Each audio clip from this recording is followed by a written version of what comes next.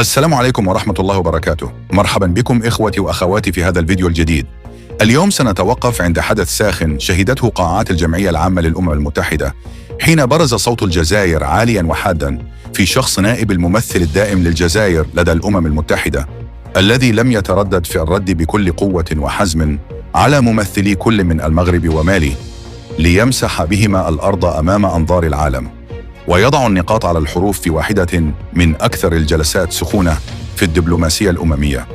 القصة بدأت حين حاول ممثل المغرب ومالي تمرير خطابات مليئة بالاتهامات والتشويه ضد الجزائر، خاصة فيما يتعلق بملفات حساسة مرتبطة بالوضع في الساحل الإفريقي والصحراء الغربية.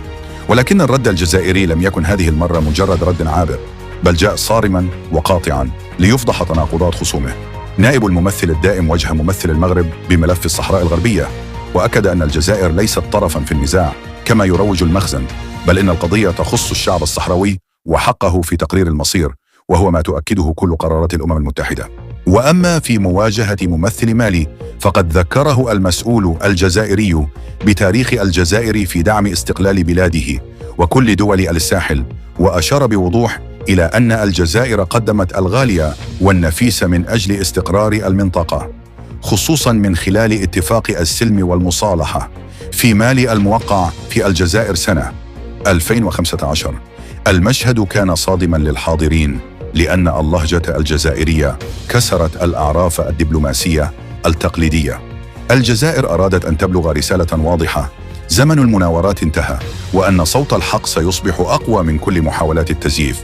إن ما حدث في الأمم المتحدة يجسد مدرسة جزائرية في الدبلوماسية، مدرسة لا تقبل التراجع ولا التسوية على المبادئ.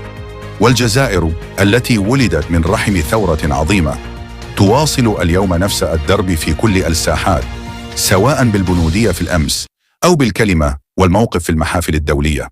وبهذا نكون قد بلغنا نهاية هذا الفيديو.